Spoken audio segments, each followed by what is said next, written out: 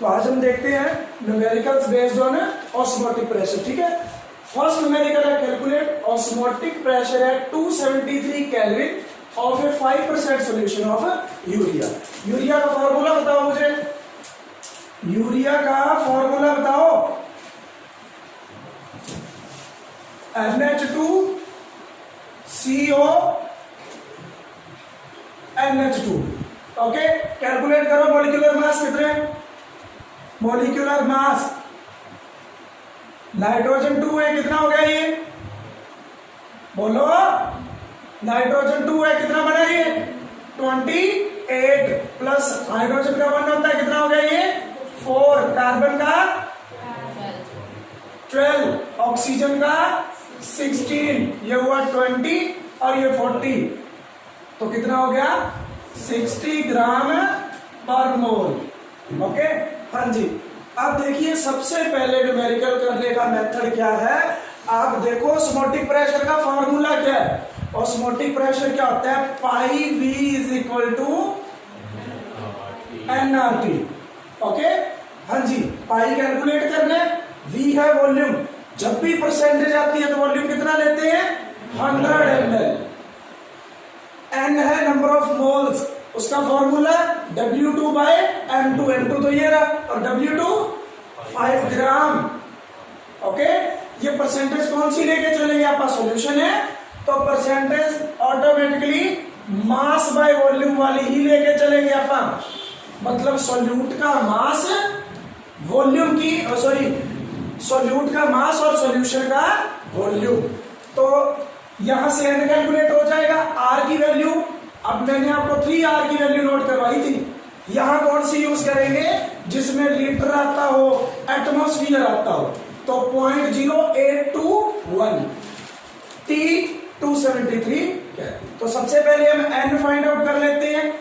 n होता है W2 by M2, W2 5 ग्राम और मास है 60 ग्राम पर मोल, ये कितना बना 1/12 मोल, ऊपर से ग्राम से ग्राम कैंसल, 1/12 मोल। n आ गया, v कितना लेके चलेंगे जब भी परसेंटेज है तो 100 ml, r की वैल्यू 0.0821 लीटर एटमॉस्फेयर पर केल्विन पर मोल, और टेम्परेचर कितना है 273 केल्विन। सॉल्व करो इसको, करो अपनी अपनी कॉपी पे, वैल्यू पुट करो, पाई इज इक्वल टू कितना आया N/VRT, N है 1/12, 1/12, V की वैल्यू है 100, R की वैल्यू 0.0821, T की वैल्यू 273। इसको सॉल्व करोगे तो जो यूनिट्स बचेंगे आपके, सॉल्व करके वैल्यू लिख लेना, यूनिट्स क्या बचेंगे एटमॉस्फेयर, क्योंकि R के जो यूनिट्स है लीटर एटमॉस्फेयर पर केल्विन पर मोल। अब एक बार लिखना बंद करो, एक मिस्टेक है इसमें, मुझे वो बताओ, एक मिस्टेक है, मैंने वैल्यू पुट करते टाइम एक मिस्टेक करी है, यूनिट्स देख के बताना है आपने, क्योंकि ध्यान रखिए यहाँ पे क्या है यूनिट्स है, लीटर किसके यूनिट्स होते हैं, और यहां मैंने वॉल्यूम किसमें लिया है, तो ये गलत है, हमें इसको भी किसमें कन्वर्ट करना है लीटर में, तो कितना बनेगा ये 0.1 लीटर। ओके, 0.1 लीटर, ध्यान रखना, क्योंकि यूनिट्स कैंसिल भी होने चाहिए, तो ये लीटर में लेके चलूंगा। तो देखिए भाई second numerical, 200 centimetre cube of an aqueous solution of a protein contains 1.26 gram of protein. The osmotic pressure of a solution at 300 Kelvin, ये टेम्परेचर दे रखा है, is मतलब osmotic pressure है 2.57 into 10⁻³ bar. Calculate molar mass of A protein. तो सबसे पहले हम formula लिखते हैं, साथ साथ करो, pi v is equal to NRT, n का फॉर्मूला बताओ मुझे, given mass W2 bye W1 से क्यों नहीं डिनोट किया, क्योंकि सॉल्यूट का कैलकुलेट करते होते हैं, तो यहां से M2 इधर आया, ये बना W2RT by pi into V। अब वैल्यू पुट कर देते हैं। गिवन मास कितने 1.26 इंटू आर की वैल्यू, कौन सी वैल्यू लेंगे क्योंकि नीचे प्रेशर आ रहा है ना, तो एटमॉस्फेयर वाली 0.0821 लीटर। यूनिट्स, पहली बात तो यूनिट्स भी साथ लिखा करो। 126 ग्राम 0.0821 लीटर एटमॉस्फेयर पर केल्विन पर मोल इनटू टेम्परेचर कितना है, टेम्परेचर 300 केल्विन, वो भी साथ लिखेंगे। आगे पाई कितना दे रखा है हमें 2.57 इंटू 10⁻³ बार इंटू वॉल्यूम कितना है 200 सेंटीमीटर क्यूब। सेंटीमीटर क्यूब और मिलीलीटर एक ही बात है, तो उसको हम क्या करेंगे 1000 से डिवाइड, तो ये बनेगा 0.2 लीटर। अब ध्यान दीजिए केल्विन से क्या करेंगे हम, केल्विन कैंसल कर देंगे। ओके, हाँ जी, लीटर से लीटर कैंसल हो गया और ग्राम पर मोल तो यूनिट्स बचाना ही है। क्यों? क्योंकि मोलर मास के यूनिट्स क्या होते हैं, ग्राम पर मोल। एटमॉस्फेयर से बार कैंसल नहीं होगा, तो क्या करना पड़ेगा 1 एटमॉस्फेयर और 1 बार में एक बात है, अगर आप यहां बार लेके आना चाहते हो तो फिर वैल्यू ये नहीं रहती, फिर वैल्यू हो जाती है 0.083 हो जाती है। तो आप वही कर लो, यहां पे 3 कर लोगे ना तो यहां लीटर बार आएगा। फिर अब बार से बार कैंसल हो जाएगा, यूनिट्स बचे क्या है ग्राम पर मोल, बाकी वैल्यू को आप सॉल्व कर लेना। ओके, तो ये आ जाएगा molar mass of A protein. तो देखो ऑस्मोटिक प्रेशर के न्यूमेरिकल्स में आपको एक और फॉर्मूला मिलने वाला है जिसमें pi is equal to H rho G. H क्या होता है, हाइट ऑफ कॉलम, कौन से कॉलम की, मरकरी कॉलम। रो क्या होता है, डी से भी लिख देते हैं डेंसिटी, और जी क्या होता है, वैल्यू इसकी जनरली 9.8 होती है, अप्रोक्सीमेट आप 10 ले लेते हैं। तो कई जगह पे आपको कॉलम की हाइट दे रखी होगी, डेंसिटी दे रखी होगी उस लिक्विड की, और जी आपको पता ही है, तो वहां भी पाई आपको कैलकुलेट करने के लिए ये फॉर्मूला यूज कर सकते हो। एक बात क्लियर। दूसरी बात, फॉर्मूला में कई बार यूनिट्स क्या दे रखे होते हैं प्रेशर के, पास्कल या फिर न्यूटन पर मीटर स्क्वायर। ओके, क्योंकि प्रेशर क्या होता है फोर्स पर यूनिट एरिया। तो याद रखना 1 एटमॉस्फेयर जो होता है वो होता है 101,325 पास्कल और न्यूटन पर मीटर स्क्वायर, ये होता है। क्लियर है? तो आप इसको और सिंप्लीफाई करके क्या लिख सकते हो 1.01, मैं 10⁵ से मल्टीप्लाई कर रहा हूं, 10⁵ से डिवाइड कर रहा हूं, डिवाइड वाला तो पॉइंट लगवा देगा, वो आ जाएगा मल्टीप्लाई में, ये बन गया पास्कल। किलो पास्कल बढ़ाना है 1000 से, और डिवाइड कर दो। ये नोट करो दोनों चीजें। कुछ न्यूमेरिकल्स में ये भी यूज हो सकते हैं, वहां ध्यान रखना कि अगर आपको इसमें यूनिट्स दे रखी हो तो कन्वर्जन करने का ये मेथड है। और सेकंड, ये फॉर्मूला भी लग सकता है कई बार ऑस्मोटिक प्रेशर कैलकुलेट करने के लिए, एलिवेशन इन बॉइलिंग पॉइंट। ठीक है, चलो देखो भाई, थर्ड क्वालिटी प्रॉपर्टी है elevation in boiling point. Elevation का मीनिंग क्या होता है, इंक्रीज। ओके, और देखिए जब प्योर सॉल्वेंट है, प्योर सॉल्वेंट के वेपर ज्यादा बनेंगे। क्यों? क्योंकि उसके अंदर सॉल्यूट है ही नहीं, उसको रोकने वाला कोई नहीं है। सॉल्यूट हो सकता है सॉलिड हो और वो उसके सरफेस पर रुक जाए तो उसके वेपर की जगह कम कर देगा। ठीक है, तो प्योर सॉल्वेंट के वेपर हमेशा ही ज्यादा बनते हैं, वेपर ज्यादा बनते हैं तो वेपर प्रेशर भी ज्यादा ही होता है। लेकिन जैसे ही हम उसमें सॉल्यूट ऐड कर देते हैं, सॉल्यूट ऐड करने से क्या हो जाता है, वो सॉल्यूशन में कन्वर्ट हो जाता है ना, सॉल्यूट प्लस सॉल्वेंट सॉल्यूशन बना लेगा। अब सॉल्यूशन के वेपर क्या होंगे, कम बनेंगे। क्यों? क्योंकि हो सकता है सॉल्यूट और सॉल्वेंट की अट्रैक्शन अच्छी हो जाए कि वो इजीली वेपराइज हो ही ना। दूसरा नंबर, हो सकता है वो सॉल्यूट सॉलिड हो, उसके सरफेस को ही ब्लॉक कर दे, दोनों हो सकते हैं ना। इसका मतलब सॉल्यूशन का वेपर प्रेशर क्या करना है, टाइम के साथ डिक्रीज करना है। ओके, तो अपन इसको समझते हैं, एक डायग्राम के थ्रू समझते हैं इसको। देखिए इसको समझते हैं एक डायग्राम के थ्रू।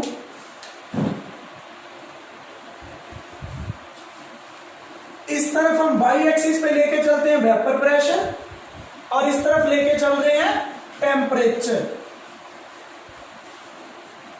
ओके, हाँ जी। सबसे पहले प्योर सॉल्वेंट की अगर हम बात करें तो प्योर सॉल्वेंट का जो कर्व होगा, जैसे जैसे टेम्परेचर इंक्रीज होता जाएगा, जैसे जैसे टेम्परेचर इंक्रीज होगा उतने ज्यादा क्या बनेंगे, वेपर, उतना ज्यादा क्या होगा, वेपर प्रेशर। तो स्ट्रेट नहीं इंक्रीज होगा, ये कुछ इस तरीके से इंक्रीज हो जाएगा,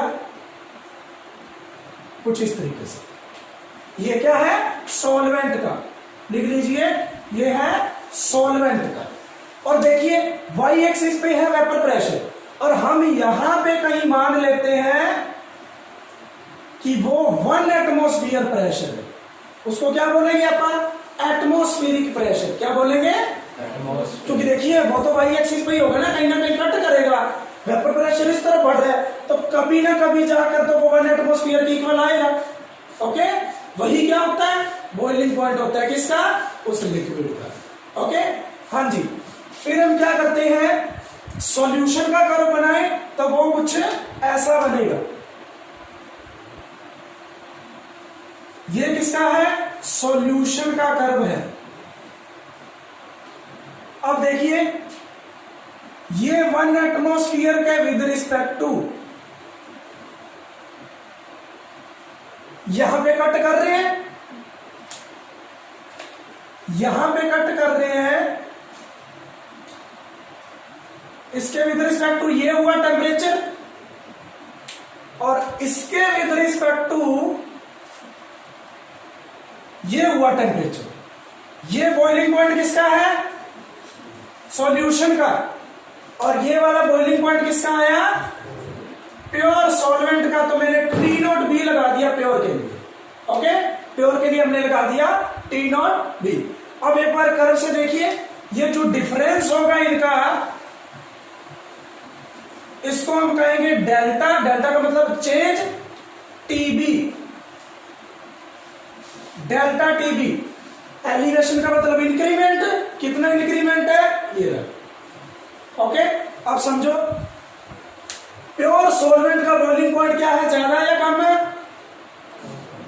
कम है। और बॉइलिंग पॉइंट और वेपर प्रेशर क्या रिलेशन है इनका, इनवर्सली प्रोपोर्शनल। बॉइलिंग पॉइंट ज्यादा, किसी चीज को ज्यादा बॉइल करना पड़ता है तो वो वेपर कम बनाएगा, वेपर प्रेशर कम।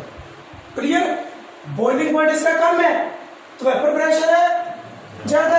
प्योर सॉल्वेंट का वेपर प्रेशर क्या है, ज्यादा, क्योंकि उससे ज्यादा वेपर बन रहे हैं। जैसे ही हमने सॉल्यूशन बनाया बॉइलिंग पॉइंट बढ़ गया और वेपर प्रेशर है कम हो गया।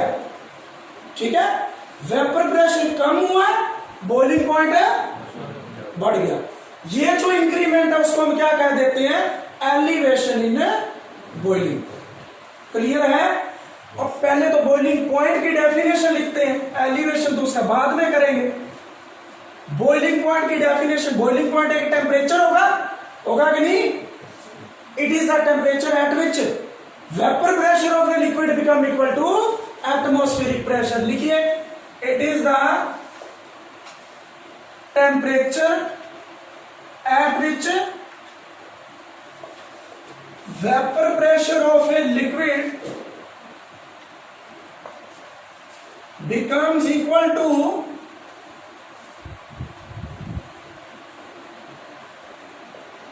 atmospheric pressure।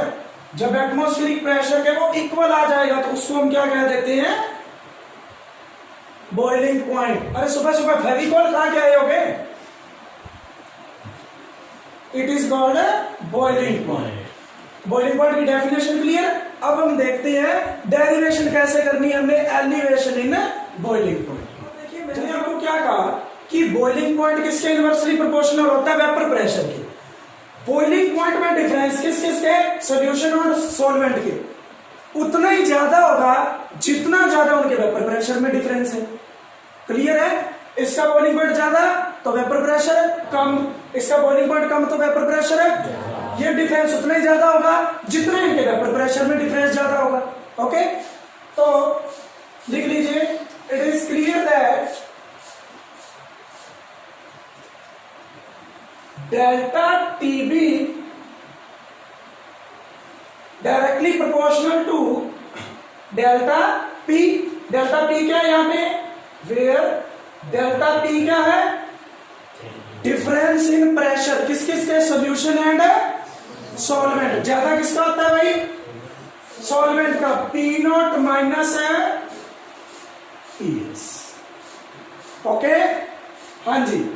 अब अपन एक कॉलिगेटिव प्रॉपर्टी करी थी, रिलेटिव लोअरिंग वेपर प्रेशर करी थी ना, उसके अंदर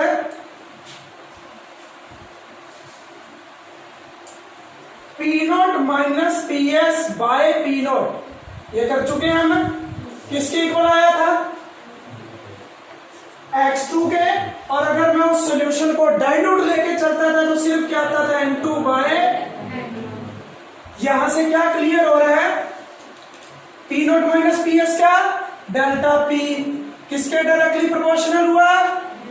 N2 के। इसको बोलो इक्वेशन नंबर 1 और इसको बोल दीजिए इक्वेशन नंबर 2।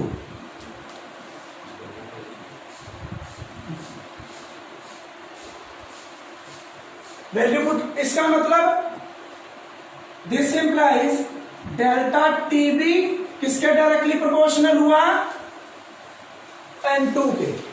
इसमें एक थोड़ी सी मिस्टेक करी अपन ने, ये नहीं लेके चलना है, ओके, इसी के डायरेक्टली प्रोपोर्शनल लेके चलना है डेरिवेशन में। X2 के डायरेक्टली प्रोपोर्शनल लेके चलेंगे, तो इसका मतलब डेल्टा टीबी भी किसके डायरेक्टली प्रोपोर्शनल आया? X2। ओके, X2 क्या है यहाँ पे? Mole fraction of solute. अब देखिए आगे, इधर करते हैं।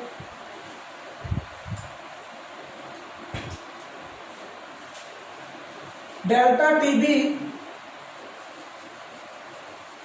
डायरेक्ट या इज इक्वल टू कर दो, एक बार के लगा दो, कोई कांस्टेंट। X2 होता क्या? आप यहां पुट अगर करें तो ये क्या बनेगा? N2 bye N1 plus N2 होता है, लेकिन हम सॉल्यूशन क्या लेके चल रहे हैं? डाइल्यूट। ओके, हाँ जी। अब एक बार मोलैलिटी देखिए, मोलैलिटी क्या होती है? Molality number of moles of solute present in given mass of solvent, यही होता है ना। इसका मैं ओवरऑल फॉर्मूला बनाऊं तो W2 by M2 into 1000 upon V। कौन बोल रहा है? मोलैलिटी है ये। W1 मोलैलिटी नहीं पूछा मैंने, तो ध्यान दीजिए। N2 को क्या लिखते हैं अपन? एज इट इज रहने देते हैं। N1 को मैं क्या लिख सकता हूं बताइए? N1 को क्या लिख सकता हूं? W1 bye M1। Bye M1 कहां जाएगा? यहां। अब देखिए, K into M1 into N2 bye W1। देखिए, कांस्टेंट इंटू M1 किसका मास है? मोलर मास वाटर का। क्या वो चेंज होगा कभी? होता कितना है? वाटर का मोलर मास 18 ग्राम पर मोल, कांस्टेंट है वो भी, तो कांस्टेंट इंटू कांस्टेंट सम है न्यू कांस्टेंट, वो होगा Kb into N2 number of moles of solute. Definition बनाओ, number of moles of solute present in per kilogram of solvent. वो तो बाद के फार्मूला 1000 लगाना है या नहीं लगाना, N2 को कन्वर्ट करना है या नहीं करना W2 बाई M2 में, तो इसकी वैल्यू क्या होती है? मोलैलिटी। तो ये आ गई हमारी डेरिवेशन किसकी? डेल्टा टीबी की। Kb into M। यहां पे Kb क्या होगा? यहां लिख रहा हूं मैं, वेयर Kb क्या है? मोलर एलिवेशन कांस्टेंट और molar ebullioscopic constant. Molar elevation constant हो सकता है या फिर मोलर एब्लियोस्कोपिक कांस्टेंट। थोड़ी सी आप मिस्टेक कर गए थे बस यहाँ पे, यहाँ आपको सिर्फ इसके डायरेक्टली प्रोपोर्शनल लेना, अदरवाइज आप डेरिवेशन नहीं कर पाओगे। ओके, N2 के डायरेक्टली प्रोपोर्शनल मत लेना, इसी के लेके चलना।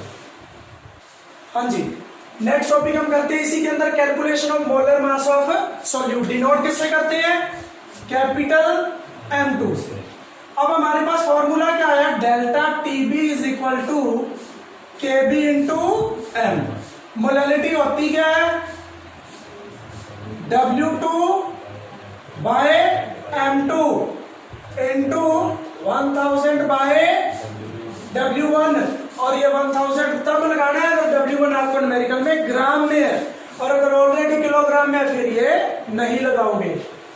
देखिए आगे, यहां से M2 इधर आ जाएगा, KB into W2 by delta TB into 1000 by W1। ये फॉर्मूला बन गया molar mass of solute calculate करने के लिए। हाँ जी, आगे देखिए,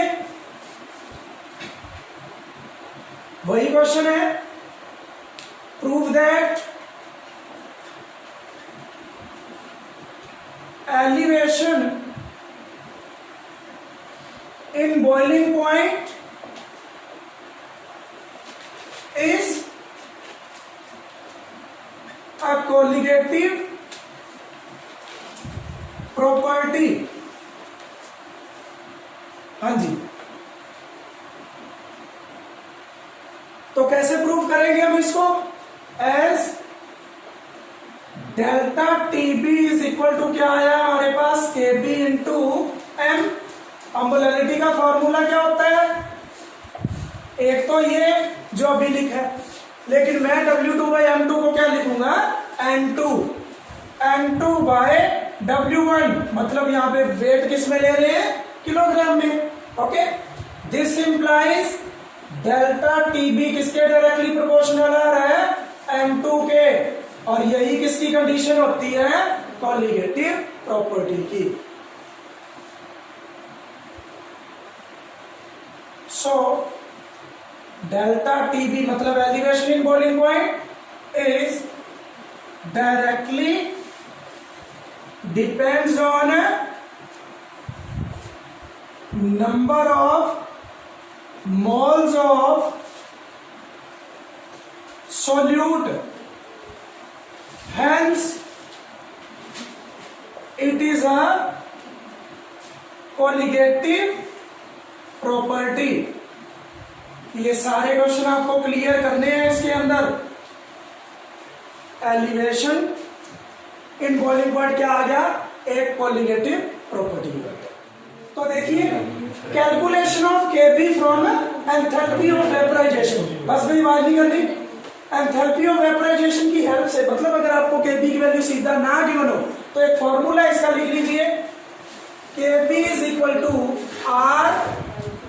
RT² बाय 1000 इंटू LV। यहां पे LV क्या होता है? Latent heat of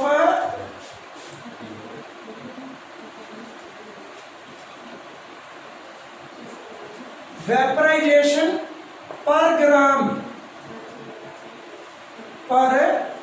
gram of solute. और अगर हमें इसको कन्वर्ट करना है डेल्टा H ऑफ वेपराइजेशन,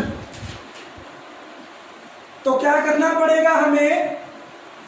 ध्यान दीजिए, इसके अंदर अगर हमें कन्वर्ट करना है तो एक्चुअल में पहले तो LV की आपको पता होना चाहिए। ये क्या होता है? Delta H of vaporization by molecular mass M, और मोलिकुलर मास भी किसका लेंगे हम? सॉल्यूट। मोलिकुलर मास से इसका मतलब इधर मल्टीप्लाई करनी पड़ेगी। तो ये 1 ग्राम के लिए है, तो ये कितने के लिए हुई? मोलिकुलर मास मतलब 1 मोल का मास, तो ये क्या है? Delta HV। ये भी लेटेंट हीट है, लेकिन लेटेंट हीट ऑफ वेपराइजेशन पर मोल है ये।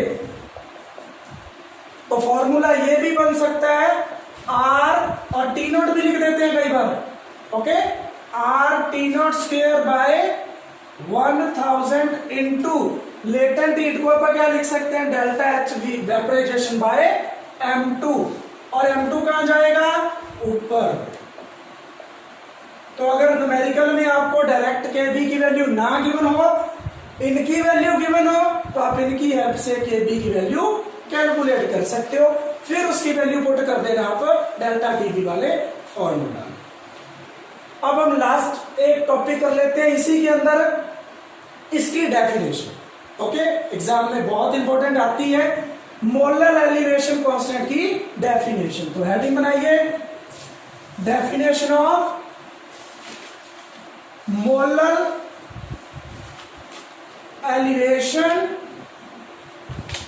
कांस्टेंट। देखिए क्या डेफिनेशन बननी चाहिए, जब भी किसी कांस्टेंट को डिफाइन करना हो तो उसके बाकी साथ वाली वैल्यू 1 पुट कर दो। तो डेल्टा टीबी क्या आया, केबी इंटू एम, हम मोलैलिटी कितनी पुट कर रहे हैं, 1 मोलर। ये 1 मोलर कब होगी, जब number of moles of solute 1 होंगे। मास ऑफ द सॉल्वेंट कितना होगा, 1 किलोग्राम, मतलब 1 mole of solute present in 1 kilogram of solvent, तब होगी मोलैलिटी 1।